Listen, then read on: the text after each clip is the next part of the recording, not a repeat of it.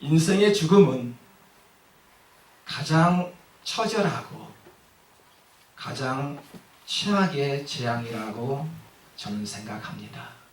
그러나 우리의 죽음은 막을 수가 없지요. 어떠한 걸로 우리의 죽음을 절대 피할 수가 없는 것입니다. 매주마다 들려오는 소식이 있다면 장례 소식을 매주마다 듣고 있습니다. 저희 나이 정도 되니까 이제 부모의 세대가 한 분 한 분씩 세상을 떠나가는 그런 시대인가 봅니다. 그래서 저는 매주마다 부모님들이 돌아가셨다라고 연락이 옵니다.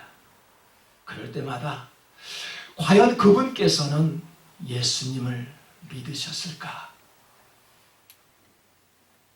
만약에 예수 그리스도를 믿지 않고 사셨다라면 어떻게 유래의 말씀을 전할까 하는 그런 고민이 있습니다.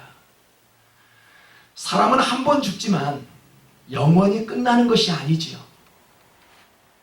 한 번 죽는 것은 정한이 있지요. 그 후에는 심판이 있으리라. 성경에서는 그렇게 말씀합니다.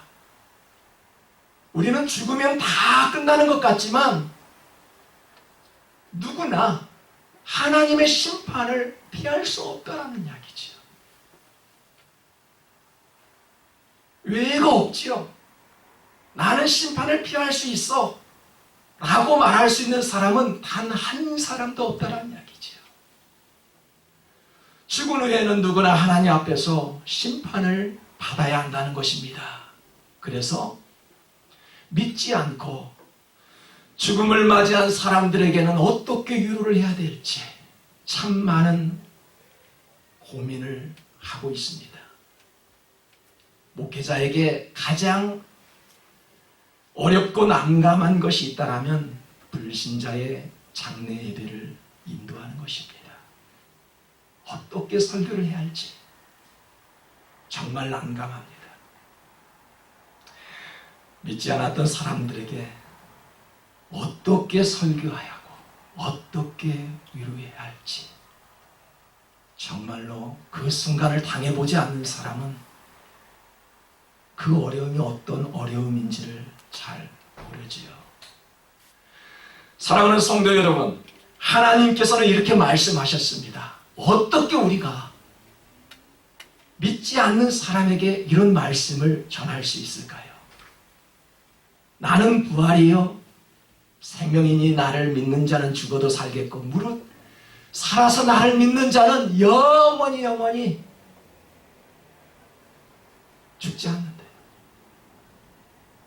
이것을 너희가 믿느냐? 라고 물으십니다. 어떻게 이런 말씀이 믿지 않는 자들에게 전할 수 있을까요? 위로와 희망의 메시지가 무엇입니까? 나를 믿는 자는 죽어도 살겠고 살아서 믿는 자는 영원히 죽지 않습니다. 혹시 여러분 가족 중에 믿지 않는 자가 있습니까? 예수를 믿으십시오. 지금 예수님을 믿고 계십니까? 그렇다면 그 예수님 끝까지 붙잡고 나아가시길 바랍니다. 이게 위로의 메시지요. 희망의 메시지입니다. 왜요? 그분은 살아계시기 때문에 우리 삶과 죽음을 그분께서 책임져 주시기 때문에 우리는 이 말씀을 듣고 위로의 말씀이요 희망의 메시지라고 우리들은 알고 이 말씀에 따라 살아갑니다. 오늘 우리가 읽었던 본문 이사야를 보십시오. 오늘 본문은 죄를 범하고 있는 이스라엘 백성들을 위로하고 희망을 주는 말씀이지요. 위로를 어떻게 합니까? 하나님은 또한 이사야 선지자를 통해서 너희는 위로하라, 내 백성을 위로하라, 지금 그렇게 말씀하고 있습니다. 여러분, 위로가 무엇입니까? 희망이 무엇일까요? 괜찮아, 누구나 죄 지을 수 있어, 다음부터 잘 하시면 되잖아요. 이게 위로 아닐까요? 맞죠? 다독여주고 안아주고 괜찮다고 말하는 것이 위로입니다. 그런데 하나님은 죄를 지은 이스라엘 백성들을 향해 큰 소리로 외치래요. 하나님의 위로의 방법이 달라요. 우리 인간적인 위로는 괜찮아요, 다음부터 잘하면 돼요. 근데 하나님께서 이사야에게 주문한 위로의 메시지는 너희는 백성들을 향해 큰 소리로 말하라 라는 것이 하나님의 위로의 방법입니다. 어떻게 해요? 말하는 자의 소리에 이르되 외치라. 대답하되 내가 무엇을 외치니까 하나님? 지금 그 말이에요. 내가 백성들을 향해 찾아갈 때 무엇을 외칠까요? 무슨 큰 소리를 칠까요? 그런데 하나님께서는 모든 육체는 풀이요, 그의 모든 아름다움은 들의 꽃과 같으니 풀은 마르고 꽃은 시느나 우리 하나님의 말씀은 영원히 서리라 하라. 이 말씀을 외치래요.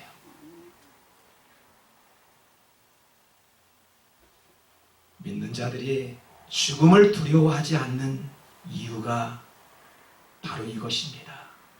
죽어도 살겠고 살아서 믿는 자는 영원하기 때문에 그렇습니다. 너희는 힘써 소리를 높이라. 두려워하지 말고 소리 높여 유다의 성읍들에게 이르기를 너희 하나님을 바라보라 하라. 문제의 해결은요, 하나님을 바라보는 데 있다는 이야기예요. 이스라엘 백성들이 수많은 죄를 지고 있었지요. 그 죄를 지고 있는 백성들을 향해 이 세상은 망한대요, 풀은 마른대요, 인간은 풀과 같대요. 그러니 하나님만 바라보래요. 여러분, 어떤 어려움이 있습니까? 어떤 문제가 있습니까? 해답은 하나님을 바라보는 데 있다는 이야기지요. 기독교의 공식적인 대답인 것 같죠? 뻔한 대답이죠, 뭐. 하나님 바라보는 것이 우리 기독교의 공식화된 대답인지도 모릅니다. 하지만 하나님을 바라볼 때 문제가 해결되는 것을 구약시대에서 이미 보여주셨습니다. 어떻게 해요? 이스라엘 백성들이 광야에 살아갈 때 물도 없어요, 먹을 것도 없어요, 원망했습니다. 그들의 입에 맞지 않은 것은 손대지도 않았어요. 고기를 달라고 하였습니다. 이때 하나님께서 불뱀을 보내 이스라엘 백성들을 죽게 하였습니다. 하나님 참 이상하시죠? 이렇게 광야로 인도하였는데 물과 먹을 것을 줘야 되지 않겠습니까? 그런데 불뱀이라니요. 이상하지 않습니까? 불뱀이 주는 교훈이 있지요. 우리가 하나님을 믿고 기도하는 자라고 살아가고 있지만 우리에게도 불뱀에 물릴 때가 한두 번이 아니었지요. 참 이상하십니다.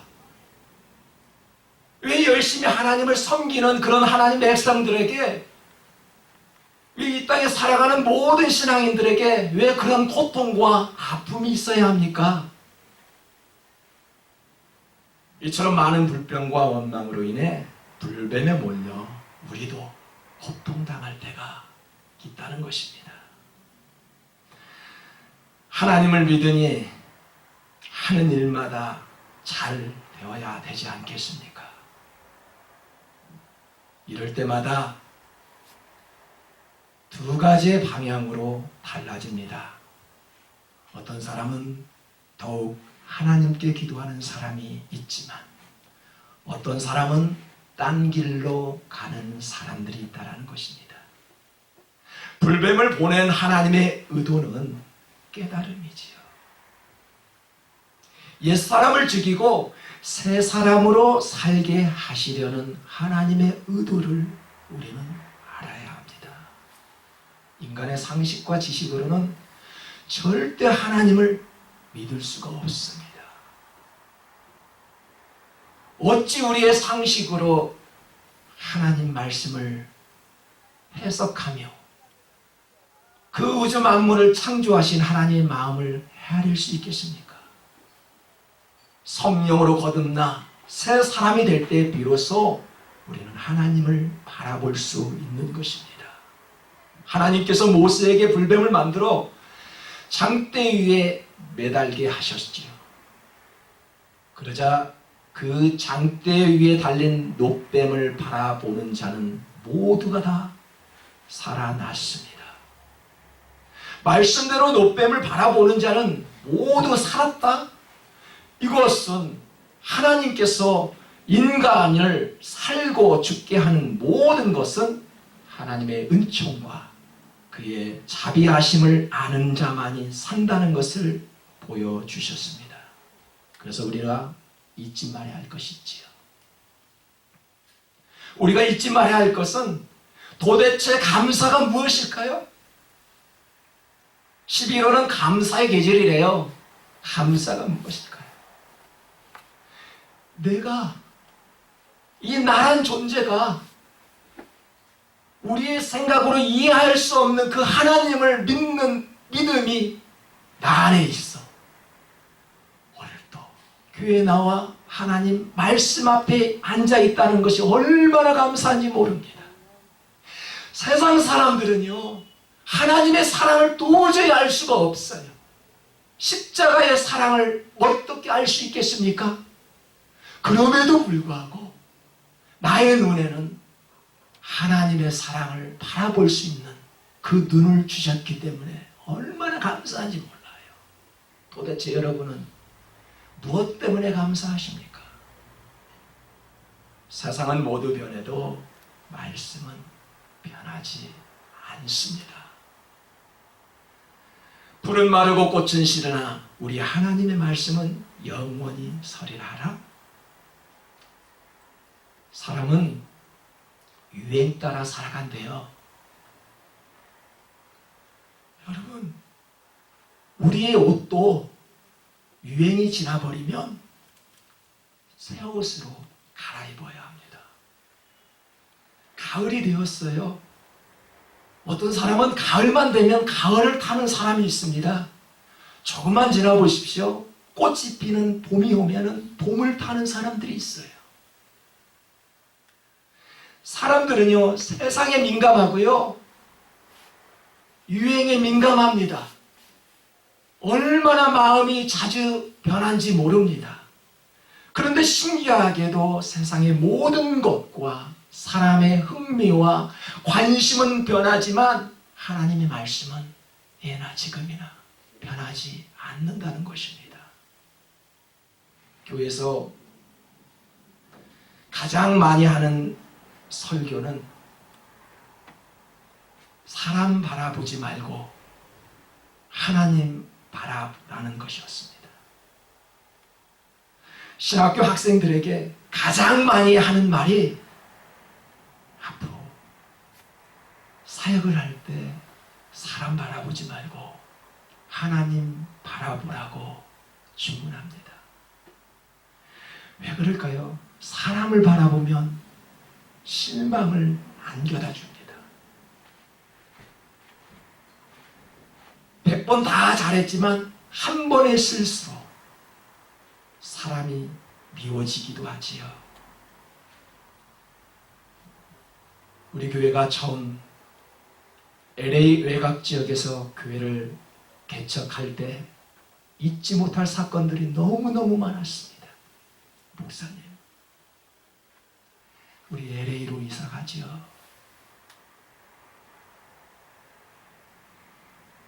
왜요? 제가 LA로 가면은 헌금도 좀 많이 하겠습니다. LA로 이사 왔습니다. 헌금하기는커녕 교회에 나오지도 않습니다. LA에 살고 있는 많은 사람들이, 그런 알고 있는 지인들이 저에게 그렇게 말합니다. 목사님, LA로만 빨리 이사 오시라니까요. 요즘에 교회를 정하지 않고 머뭇거리고 있는 성도들이 얼마나 많은지 몰라요. 제가 전도 좀 많이 하겠습니다. 빨리 오세요. 막상 LA로 이사 오니 전도하기는커녕 그분도 교회에 나가지 않습니다. 사람은 믿을 대상이 절대 되지 못한다는 것이지요. 사람 바라보지 말고 하나님 바라보며 교회에 나갈 수 있어야 합니다. 사람들에게 관심 주지 말라는 것이 아니에요. 교회를 왜 나가야 합니까? 은혜 받기 위해 교회 나가지요. 왜 교회에 나가야 합니까? 그 받은 은혜를 성도들과 함께 은혜를 나눌 수 있어야 하기 때문에 우리들은 성도의 교제도 필요합니다. 그런데 말입니다. 감사의 말보다는 부정의 말을 좋아하지요. 지난주의 말씀 혹시 기억하십니까? 하나님의 은혜를 가로막는 것이 있다라면 부정의 생각이라고 하였습니다. 부정의 생각은 은혜를 나눌 때마다 그 길을 막아버리고요. 말씀을 듣지 못하게 하지요. 우울해지는 사람이 있나요? 우울해지는 사람들과 함께 대화를 하다 보면 나 자신도 우울해지는 경향이 있습니다. 부정의 말을 자주 듣습니까? 자주 들을 때마다 나 자신도 곤란해집니다.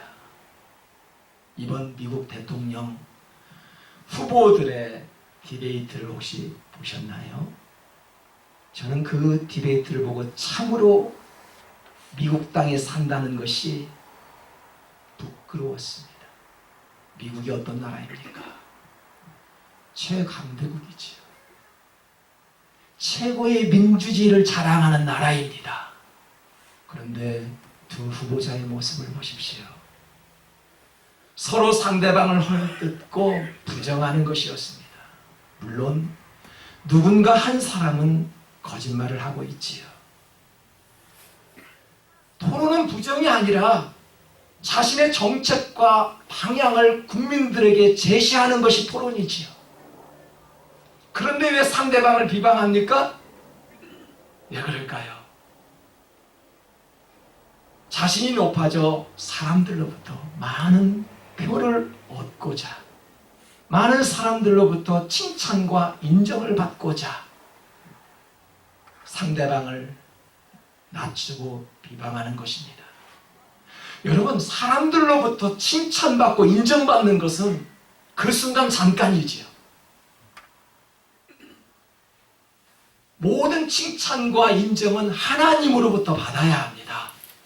보라, 주 여호와께서 장차 강한 자로 임하실 것이요 친히 그의 팔로 다스릴 것이라. 보라, 상급이 그에게 있고 봉이 그의 앞에 있으며. 상급과 보상은 누구로부터? 하나님으로부터 받아야 한다는 것이죠. 이 땅의 상은 그 순간뿐이라는 이야기입니다. 정말 주님께서 칭찬받고 상급 받는 자가 되어야 할 것이라, 그렇게 말씀하는 것입니다. 사람의 마음은 변하기 때문이죠. 사람들로 받은 그런 칭찬과 상급은 쉽게 변하기 때문에 그렇습니다. 사람의 마음은 하루에도 12번씩 변한다는 속담이 있지요. 마음이 이랬다 저랬다 잘 변하는 사람을 가리켜 말하는 것입니다. 7절에서도 말씀하지 백성은 풀과 같대요. 사람은 풀처럼 말라버린대요. 그래서 이사야 선지자는 우리의 환경을 바라보지 말고 하나님을 바라보라 라고 말씀합니다. 피곤한 자에게는 능력을 주시며 무능한 자에게는 힘을 더하시나니 소년이라도 피곤하며 곤비하며 장정이라도 넘어지며 쓰러지되 오직 여호와를 앙망하는 자는 샘을 얻으리니 독수리가 날개치며 올라감 같을 것이요 다른 박질하여도 곤비하지 아니하겠고 걸어가도 피곤하지 아니하리로다. 이스라엘 백성에게 하나님은 친아버지와 같았어요. 친아버지. 아버지가 계십니까? 그 친아버지와 같은 하나님이셨다는 이야기예요. 우리는 하나님을 몰랐던 이방이었지요. 이스라엘 백성은 친아버지가 있었지만은 하나님을 몰랐던 그런 백성들이 아니었습니다. 그런데 우리는 하나님을 몰랐던 이방인이었어요. 그런데 예수 그리스도를 믿음으로 이제 하나님의 자녀가 됐지요. 아브라함의 하나님, 이삭의 하나님, 야곱의 하나님이 바로 나의 하나님이 되었습니다. 여러분 많이 바쁘시죠? 바쁠수록 세상 사람들은 근심이 많고요. 피곤합니다.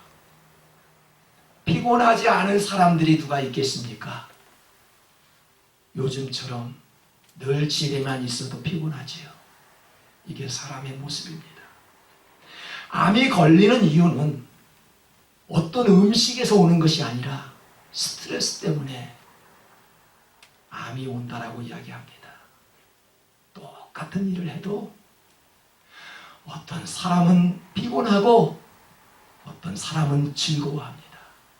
목적이 분명하지 않으면 같은 일을 해도 다르게 나타납니다. 특히 포로 생활을 하고 있는 이스라엘 백성들이 얼마나 피곤하였는지 몰라요. 나라를 잃었어요. 가족을 잃었습니다. 직장을 잃었습니다. 그러니 이사야의 외침이 들려왔을까요? 그런 자에게도 희망을 주시려고 하나님께서는 애를 쓰십니다. 여호와를 바라보는 자마다 새 힘을 얻어 독수리처럼 날개치며 올라갈 것이다. 여러분 변화는요 생각을 조금만 바꾸면 됩니다. 내가 왜 변화되지 않지? 고정관념이 바뀌어있기 때문에 그렇지요. 똑같이 기도하지만 자기를 묵상하는 사람이 있고 하나님을 묵상하는 사람이 있지요. 사람의 눈치를 살피는 사람이 있지만 하나님의 눈치를 살피는 사람이 있다는 것입니다. 지금 과연 여러분은 어떤 방향으로 나아가고 계신가요? 오늘 주신 말씀을 통해서 이사야의 외침이 주 여호와를 앙망하는 자는 새 힘을 얻고 독수리처럼 날개쳐 하늘에 비상할 수 있는 저와 여러분 되시기를 주님의 이름으로 축복합니다.